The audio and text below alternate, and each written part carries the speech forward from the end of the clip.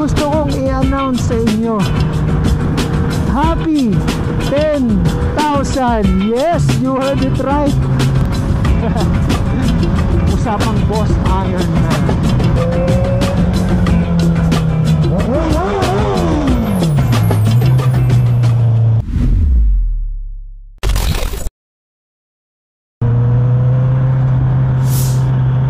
Good morning mga brad! Hello sa inyo.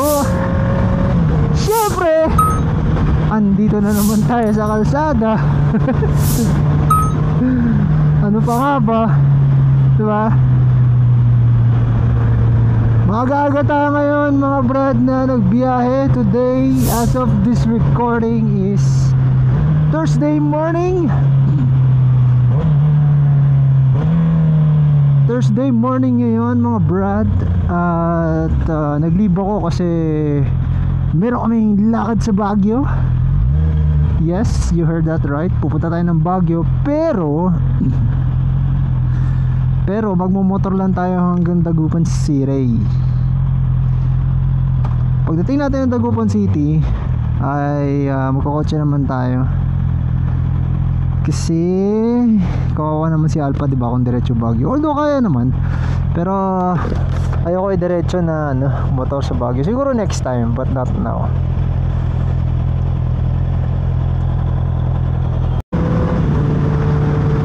Andito na naman tayo. Syempre, saan pa nga ba? Eddie sa Buendia Skyway.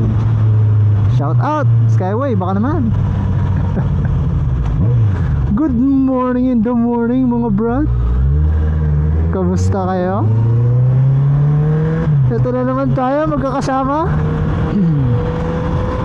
And before anything else, gusto kong i-announce sa inyo, Happy 10,000! Yes, you heard it right. Happy 10,000 mileage sa ating lahat. Binabati ko kayo lahat. Akala nyo followers ano? Soon siguro mga brad, 10,000 followers. Pero ngayon, i-celebrate muna natin ang 10,000 mileage detention. Woohoo! Alright, yun lang naman. Akala nyo 10,000 followers no? Akala ko rin. Pero ayan yung mga brad, darating din tayo sa panahon na yan. Sa ngayon, enjoyin muna natin yung nasa shoutout natin lahat, nare-replyan natin lahat yung mga nagko-comment sa mga videos natin, sa mga vlogs natin, diba? Nasa shoutout natin yung mga nagko-comment, ganyan. Enjoy natin mga ganyang pagkakataon. Ayan, nakikita nyo mga brad sa ating camera, makulimlim, as in super makulimlim mga brad. Sana hindi tayo maulanan. Dalangin ko, Panginoon, di po kami maulanan. In Jesus name, amen. Umalis ako ng office ng past 6, yung mga 6:10 ganyan. Tapos umuwi ako ng bahay. Kasi kung mapapansin nyo, yung last biyahe natin sa Dagupan, ibang jacket yung gamit natin. So in short, naiwan ko dun yung aking card. Dun sa bulsa ng aking jacket, naiwan ko tong RFID card ko, tsaka AutoSweep. AutoSweep tsaka EasyTrip, naiwan ko dun.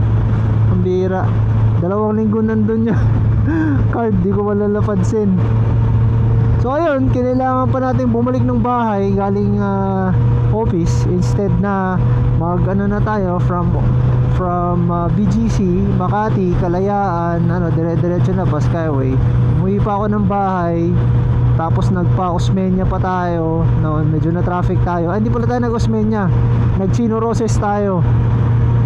Chino Roces na medyo traffic din, inabot tayo ng 30 minutes hanggang makalabas tayo ng Skyway. At ito na nga tayo sa Skyway. Tingnan nyo yung ulap mga brad, ganda ganda, di ba? Fan talaga ako ng natural art. Yan, mga ulap, araw, mga nature. Fan talaga ako niyan mga brad. Dilim mo. Panginoon ko, sana wag po umulan. Wala akong dala wala akong dala raincoat. Iniwan ko kasi dami kong dalang damit dahil nga 3 days tayo sa Baguio mga sir. Mula ngayon, starting today, mamaya yung check-in namin sa hotel hanggang Saturday morning. Ano? And of course, nakapag-scooter na rin tayo doon, like more than 10 times. Nakakit na ako ng Baguio more than 10 times gamit yung aking scooter. O nga pala, speaking of scooter mga brad, diba nadisgrasya ako nung last time sa scooter ko. Ngayon lang ako nagka-time and nagka-budget and ngayon ko lang na-prioritize na ipagawa yung scooter ko. So pinadala ko na siya sa One Tech Mobility Hub. Ano? Shout out One Tech, baka naman. Shout out sa mga brad natin dyan. Ano? So nandun na ngayon yung aking scooter, si T2, at undergoing operation. Papalitan yung mga nasirang parts, mga nagasgas, mga natanggal. Wala na sila doon. Abangan nyo yung makuha natin yung mga brad, kasi ibablog ko yun para makita nyo rin yung mga iba't ibang klaseng scooter. Ano, papakita ko sa inyo kung ano ang benefits at gaano kasaya mag electric scooter. Kasi para sa kaalaman yung mga brad, ano, bago pa tayo magkakilala sa electric scooter ako nag-umpisa. At sa mga hindi pa nakapanood, ang pinakaunang vlog ko mga brad ay ang North Luzon Loop gamit ang electric scooter. Napakasaya nun. Napakasaya nun. Panoorin nyo mga brad, yun yung pinakauna kong video kung gusto nyo makita. 8 days ride, pinagkasya ko sa isang video. Pero puro ride lang naman yun, wala nang iba. At nandito na tayo sa NLEX.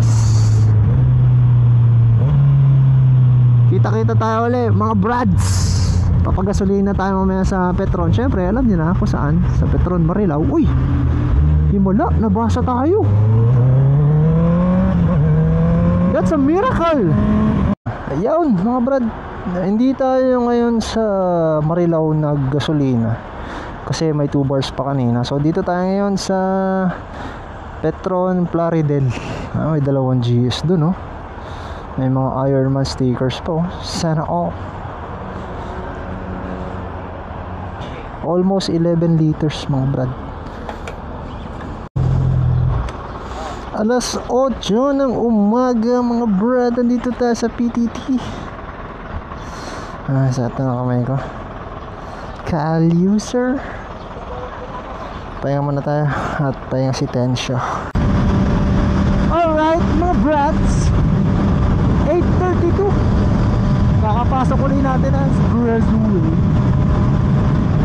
Tansya ko mga isang oras na sa bahay na tayo. Ayun nga mga brad, may gusto akong pag-usapan natin. Ang pangarap ko talaga mag-boss Ironman. At ito ang magandang balita. Nag-announce na ang Boss Ironman Facebook page kung kailan gaganapin ang Boss Ironman Luzon mga brad. Ilang buwan na lang, ano? Ilang buwan na lang mga brad, matutupad na natin ang ating pangarap. Pero ito sabihin ko sa inyo mga brad, dadalawang isip ako kasi nung nakita ko medyo pricey pala. Tapos syempre mga gasolina pa. Ano, yung Boss Ironman kasi hindi yun karera mga brad, ano? Mga subscribers natin na walang idea sa Boss Ironman, hindi yun karera. Ang tawag doon ay endurance challenge. Ibig sabihin, within the designated time or day, dapat matapos mo yung buong loop. Ayan. So for the Boss Ironman's case, ano mga brad, ay ang gagawin sa Boss Ironman, within 24 hours, take note 24 hours, dapat matapos mo ang North Luzon Loop. Ayan. So saan ba magte-take off? Ano? Ang take off ay sa Subic International Airport. Diyan ang take off. Magmula dyan, ano, magbabiyahe yan hanggang dito sa expressway, hanggang dulo na expressway, hanggang sa La Union, Ilocos, ayan, Pagudpud, ikot na yun Pagudpud, ano, tapos sa Tugigaraw, Isabela, hanggang pabalik, ano. So chinek ko kanina sa Google Maps, nasa around 1,270 plus mga brad ang iikutin, more or less, ano. So sa loob ng 24 hours dapat matapos mo yun. Yun ang challenge, ano. Hindi ko alam kung may nasusulat na rule na ano, na pinaka maunang matapos may premyo, whatever. Hindi ko alam kung may unwritten rule na gano'n, pero ganun na nga mangyayari. Yun ang pinaka main challenge. Within 24 hours, finish the Boss Ironman. Kung di nyo na itatanong mga brad, ano, last year nung wala pa akong big bike, yung mga nag Boss Ironman na sikat na vloggers, pinanood ko yun paulit-ulit, lalong-lalo na yung kay J-Mac, ano, katoto, shoutout. Isa pa si Reed, ayan, si Boss Reed, tinapos ko din yung kanya mga Boss Ironman, ano, kasi gusto kong kahit makita man lang, ano, kung paano nila na-experience yung Boss Ironman. Ako kasi talaga mga brad, ulitin ko, isa sa pangarap ko ang sumama ng Boss Ironman. At ngayon babanggitin ko na sa inyo, I am very open to sponsors. Kung gusto nyo mag-sponsor, maraming salamat. Pero kung hindi, okay lang din. Ngayon kasi hindi ko alam kung sasama ako pero gusto ko talaga, gusto ko talaga budget na ng kalaban. Lahat naman nata tayo dun nagkakaproblema, no? Kasi syempre marami tayong kailangan i-consider. Kailangan natin i-consider yung gasolina, yung maintenance, yung gulong, yung accommodation. Kasi syempre 24 hours challenge yun So before and after the event, dapat nandun ka na, ano, nandun ka na sa take off, para at least nakakondisyon ka na. And yung biyahe mo is solely na lang pang Boss Ironman. Kung tingin nyo mga brad, makakasama kaya tayo, ano. Ang sabi dyan, Boss Ironman will take place, yung sa Luzon will take place on February 23 to 24. So tinignan ko na yan sa calendar. That is Friday, Saturday. Hindi ko alam kung panggabi pa rin ako next year, ano. Pero kung sakali man na night shifter pa rin tayo next year, kailangan ko mag-leave ng 2 days. Kasi syempre Thursday, dapat may pahinga na ako nun. Kasi the next day, Boss Ironman. Di na mo pwedeng gali ako ng night shift, tapos re-rekita ako ng Boss Ironman, ano. So lasog-lasog tayo yan mga brad. Although ang advantage ko nun, ano, gising na gising ang diwa ko sa gabi. Yun ang nakikita ko advantage ko. Pero pagdating ng mga alas 2, alas 3, yan, mararamdaman ko na yung antok, mararamdaman ko na yung pagod. Yan ang nakikita kong ano, based sa aking analysis. Analysis pa Pero mga brad, talaga sana makasama tayo. Sana ano, kailangan niya ng matinding panalangin. Usapang Boss Ironman. It's a great honor kasi na, alam mo yun, makapag Boss Ironman, makapagtapos ng Boss Ironman. Syempre yung bang magkaroon ka ng Boss Ironman sticker, it's a very great honor, no? This year mga brad, ito lang, mga early second quarter ng taon, ay may mga nakausap na ako na gusto sumama. Maganda kasi sa Boss Ironman, meron kang kasama kahit na dalawa, kahit nga isa lang Basta importante meron ka dapat kasama para di ba? Hindi natin alam eh, di ba? Pero maganda talaga, meron kang kausap, meron kang kasama mag-stop, meron kang kasama pahinga para para mabawasan yung pagod. Malaking bagay kasi yun eh. Kasi syempre pag wala kang kasama, hindi ka rin sasalita, ang focus mo sa sarili mo lang tsaka sa daan. So, di ba? Pag ang focus mo sa sarili mo lang, diyan mo mararamdaman yung pagod. At isa pa, maganda yung kasama mo ay meron din communicator. Di ba? Para kahit na naka-ride kayo, nakakapag-usap kayo. Di ba? May coordination, ganyan. May chika-chika, pampagising. Di ba? May music din, gaya ng ginagawa ko ngayon. Nag-music ako para hindi ako antokin. Kaso pambira yung tumutugtog, nakakaantok. Kay Cordo, next track. Buti na lang si Cardo may voice command. Shout out Cardo, baka naman.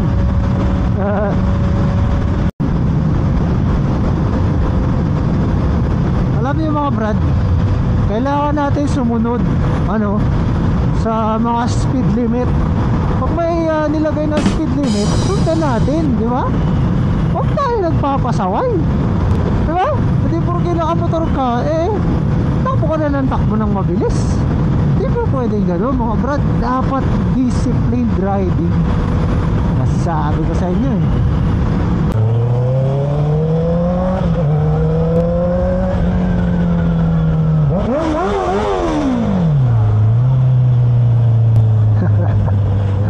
Bomba daw. Kunwari nakikiparada sa charot lang. Ano ba ito? Parada ito ng ay patay. Sorry. Parada ng patay. Sorry po. Ba't may balon? And so, malapit na tayo sa bahay mga brad. Sakit ng puwet ko. Ang sakit ng puwet ko. Nagdadrive pa tayo pa Baguio, sir. Pero, yun na nga. Abangan natin mga brad kung makakapag-boss Ironman ba ako o hindi. I'm hoping sana if budget permits. Diba? Mga priorities tayo eh. But then again, pag kaya ng budget at pinayagan tayo mag-leave, let's go. Pero pag hindi, alam na. Kaya abangan natin mga brad. Sama-sama tayo, abangan natin. Sasabihin ko naman kayo along the way, diba mga brad? O siya, hanggang sa susunod na vlog mga brad. Abangan nyo yung Baguio vlog natin. Lagi ko sinasabi sa inyo mga brad, kapag napagkatiwalaan, ingatan. Alright, good buyers.